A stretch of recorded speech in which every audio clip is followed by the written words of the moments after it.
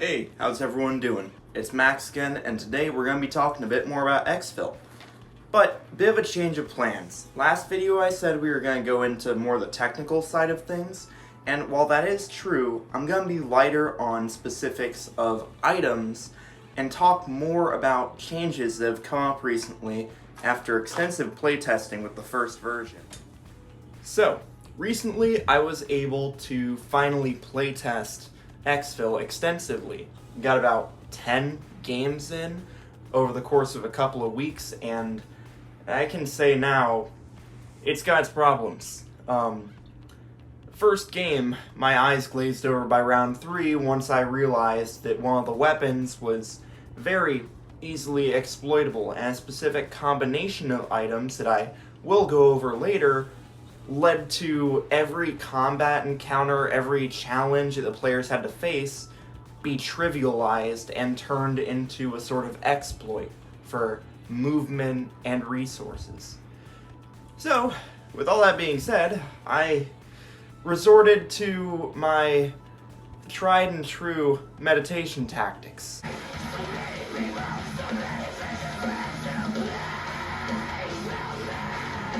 So, after collecting myself, I did what I do best. Take notes and build upon it. That's how I got through Deck Card Royale, that's how I got through Roguewood, and that is sure as heck how I'm getting through this. Every game developer goes through a sort of cycle where they come up with a design they like, people play it, and they realize that certain aspects of it just straight up don't work. And that's totally fine. Game design in general is one giant puzzle box, one huge engineering project. Every mechanic, every aspect of the game needs to work like a well-oiled machine that produces fun for the player. Now, there's a big difference between making a mechanically complete experience and a mechanically fun experience. Now, the Goldilocks line, that middle where you want to meet, is what makes a perfect, fun experience for the whole table. And that's what I'm trying to capture. I can't say I've done it, but I can be dang sure that I've tried. One of the major components of Exfil are the item cards. I haven't gone over these yet because at the time of making the last video, I was still working on them. So what I did was printed an even number of all of them and shuffled them into one big deck. Now, there isn't inherently an issue with that if the numbers of the cards were balanced. So, check this out. Armor plates. They block any incoming damage but get discarded after you use them.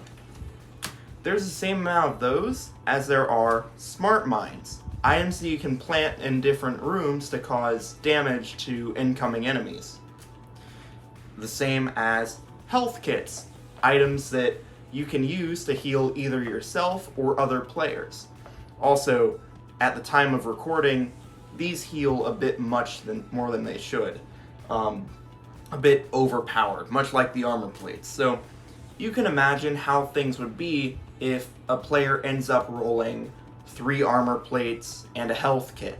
I mean, they won't have to even think about moving throughout the game. So let's go into all these guys in a bit more detail and talk about what I've changed and what I can do moving forward to make it a bit more of a consistent experience. The armor plate is a passive item that immediately activates if an enemy attacks you. You discard the armor plate instead of health and block the entire hit and its effects. The Smart Mine is an item that requires an action to use. Plant it in the same room you're currently standing in, and as soon as an enemy enters the space, it immediately explodes, dealing a die roll of damage. The Adrenaline Shot is an item that does not require an action to use. You get to perform one more action than usual in the same turn, including moving. The Flash Grenade is an item that can be thrown into the adjacent tile or placed in the same tile. It explodes at the end of the round after all other characters have moved, and any character in the effective tile is stunned. Spare Ammo is an item that does not require an action to use. when attacking, spend it instead of any number of ammo for a weapon. It gives you a +1 to any firearm roll. But keep in mind, if you roll a 1, you have to take the damage inflicted. The health kit requires an action to use. It can be spent on yourself or a player in the same room, and it immediately heals a few points of health. Sometimes, tiles will be affected by spore damage, which does an area of effect to everyone in the room. Using an air filter counteracts this, being discarded after exiting the tile. All in all, a pretty robust set of utility items. After some pretty heavy culling, we have this deck remaining. It's smaller, tighter, and focuses more on risk mitigation with less positives. Remove the air filter and armor plate items strictly because they're crutch items. Both the air filter and armor plate allow players to just bum rush dangerous situations without thinking about them, and I thought it would be a good idea to remove them. Going through the item cards probably gave you an idea as to what I'm going for here.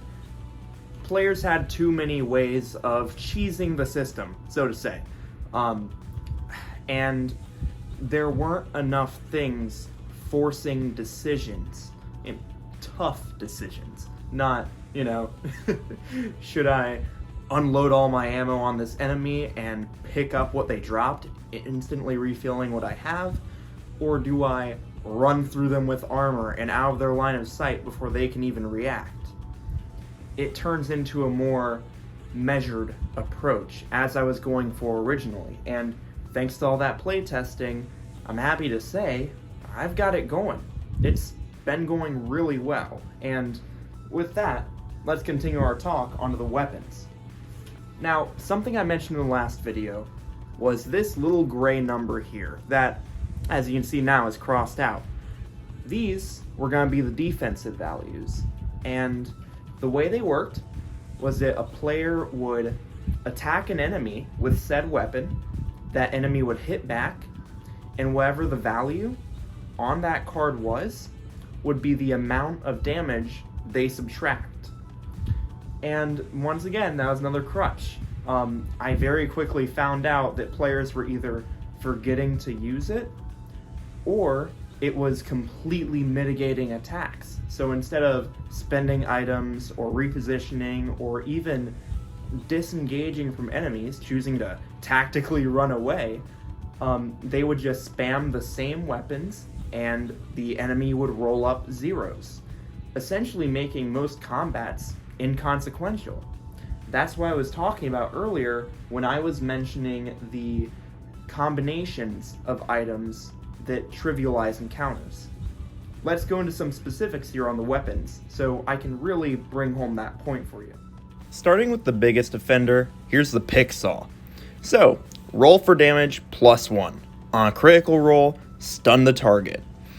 2 defense, no ammo consumption. So, let's put this and a couple of the items into use. Check it out, a Macropede, one of the biggest, scariest enemies in the game.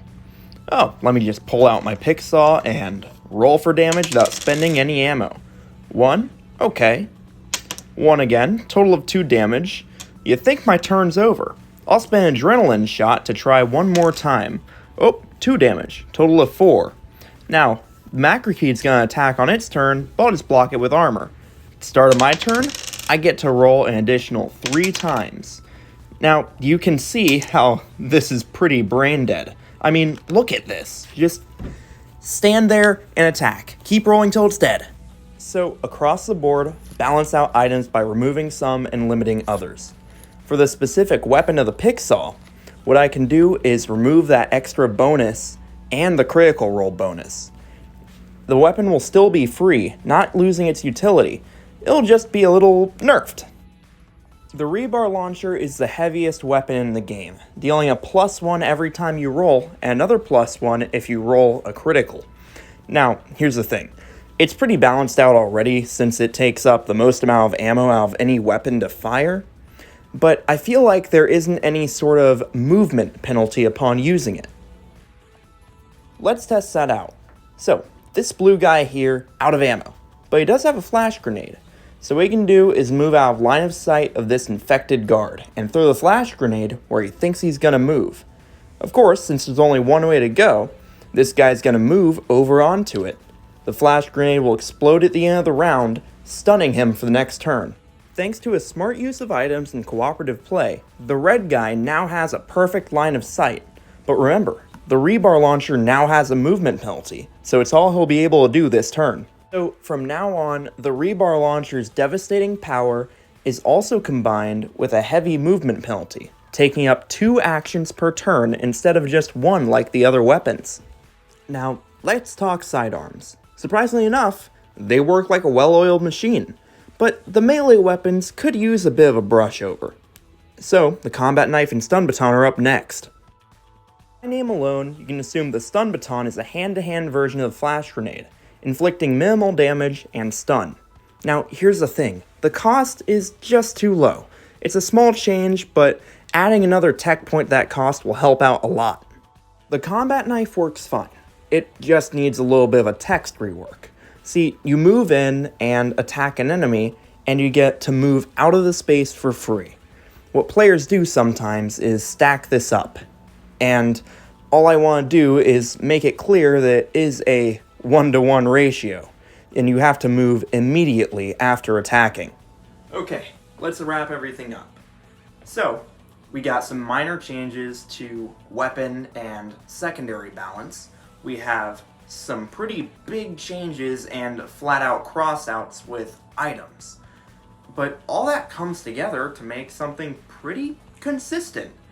I'm happy with where the game's at right now, and I'm really excited to keep working on it. I just want to thank everyone for sticking with the channel and the project. I mean, it's been pretty rough getting through a lot of this stuff. It's probably the most challenging thing I've worked on to date, and even if that isn't saying a lot. But, you know, it's still a lot of fun. It's an egg that I've wanted to crack for a while. And in the next video, I promise I'll go over some new stuff that's going to be really, really exciting to check out. Alright, everyone have a good day. I'll see you next time.